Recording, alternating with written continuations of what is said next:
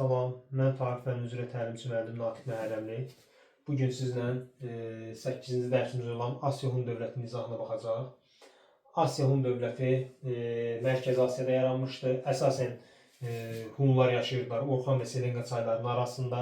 Burada bir sıra təsərrüfat sahələrindən məşğul olurdular. Ovçuluqla, bir növ desək maldarlıqla, köçmə maldarlıqla məşğul olurdular. Niyə? Çünki bu ərazilərdə sərt iqlim hökm sürdüyündən, eyni zamanda insanların hələ bu ərazilərdə türklərin oturaq həyata tam keçməməsindən ona görə də köçərək həyatları sürürdülər. Bunların da əsasən əlaqələri Çinlilərlə olmuşdu. İlk məlumat eradan əvvəl 2-ci minillikdə Çin mənbələrində verilmişdi. Asiya Hun dövlətinin yaranması isə Teoman Tanhu'nun adı ilə bağlıdır. Asiya Hun dövləti eradan əvvəl 220-ci ildə yaranmışdı. Paytaxtı Ötkən şəhəri idi. Teoman Tanhu yaratmışdı. Mərkəzi Asiyada yerləşən bir sıra tayfaları öz hakimiyyəti altında birləşdirir və Asiya Hun dövlətini 220-ci ildə yaradır. Teoman Tanhu dövləti yaradandan sonra Hunların əsasən belə deyək, müharibə apardığı dövlət olur. Çin dövləti Teoman Tanhu'nun dövründə Çində hakimiyyətdə Sin sülaləsi idi və Sin sülaləsinin belə deyək, ilk hökmdarı, eyni zamanda Çinin vahid şəkildə birləşmiş Sin Şuxandi ilə müharibələr aparır və bu müharibələrdə Teoman Tanhu Sin Şuxandini məğlub edir və Sin hökmdarı bu məğlubiyyətlərin qarşısını almaq üçün Çinin şimalında eradan əvvəl 214-cü ildə Böyük Çin səddinin inşa edilməsi ilə bağlı qərar da vermişdi.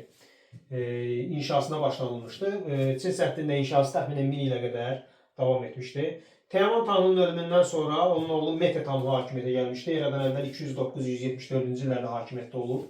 Mete Tanhu Türk dünyasının ən qüdrətli hökmdarlarından biri sayılır. Onun hakimiyyət dövründə əsas məsələlərdən biri ordu islahatının keçirilməsi idi.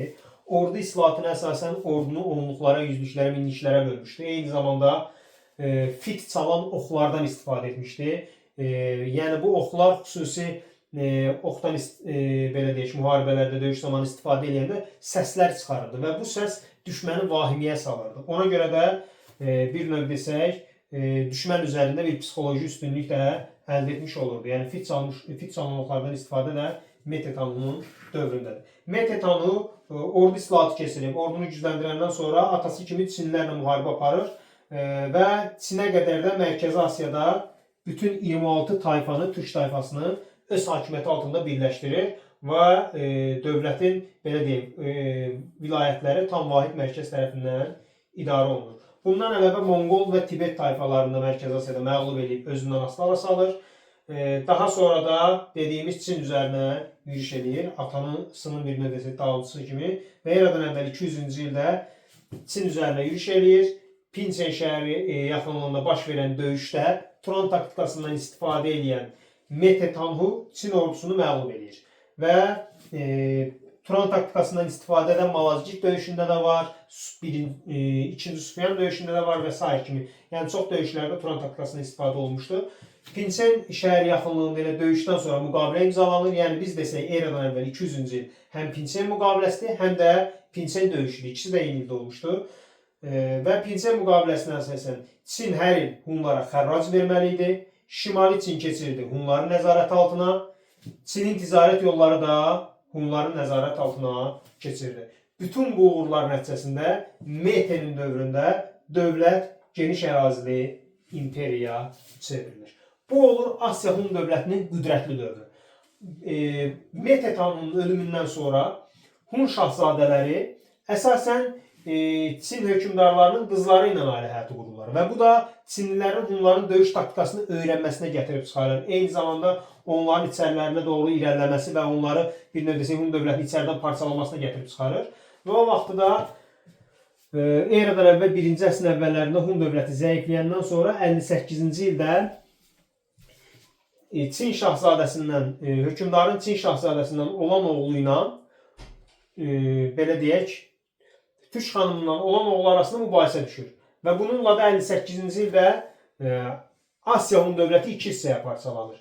Qərbi Hun və Şərqi Hun. Qərbi Hunun başçısı olacaq Çiçi Tanhu.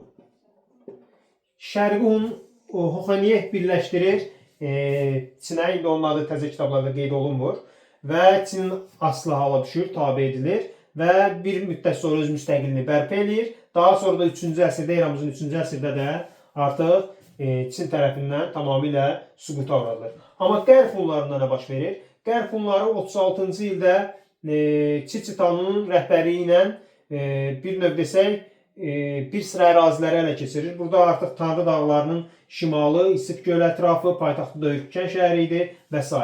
Belə bir dövlət yaratmışdı 58-dən 36-ya qədər və bu əraziləri ələ keçirmişdi. Amma 36-cı ildə gözlənilmədən Çin yürüş eləyir və Ötkən tutulur, darmadağın edilir və Qərbi Hun dövlətdə süquta uğradılır. Qərbi Hun dövlətində ümumiyyətcə Asiya Hun dövlətində dində tanrıçılıq dininə sitayiş edirdilər. Türklərin məşhur qədimdən ənənələrində olan din, tanrıçılıq dini bir növ desə İslama qədər türklərin ən çox inandığı din idi və bu tanrıçılıq dinində də baş tanrı göy tanrı idi. Eyni zamanda bu Asiya Hun hökmdarları, yəni tanrıları bir növ desək bu göy tanrının insanlar arasında bir növ desək vasitəçisi idi. İnsanlar arasında bu dinin əsas rəhbəri və yayan şəxs idi, yayan nümayəndəsi idi. Bundan başqa bunlarda şamançılıq da var idi. Şamançılıq biz bilirik ki, müxtəlif belə deyək, türk xalqlarında da olsun, digər millətlərin nümayəndələrində də buna bənzər şəxslər var. Afrika qəbilələrində deyə bilərik, Hindistanda və s. Yəni buna bənzər şəxslər indi orada termin olaraq başqadır. Türklərdə buna şaman adlandırırlar, şamançılıq adlanır eyni zamanda. Yəni bu şəxslər də əsasən xüsusən gələcəkdə xəbər verir, hökmdara bildirir ki, sənin bu döyüşün uğurlu olacaq, uğurlu olmayacaq. Bunlara deyirdilər. Bir də Asiya Hun dövlətində ordunun əsasını süvarilər təşkil edir, yəni atlı qoşun.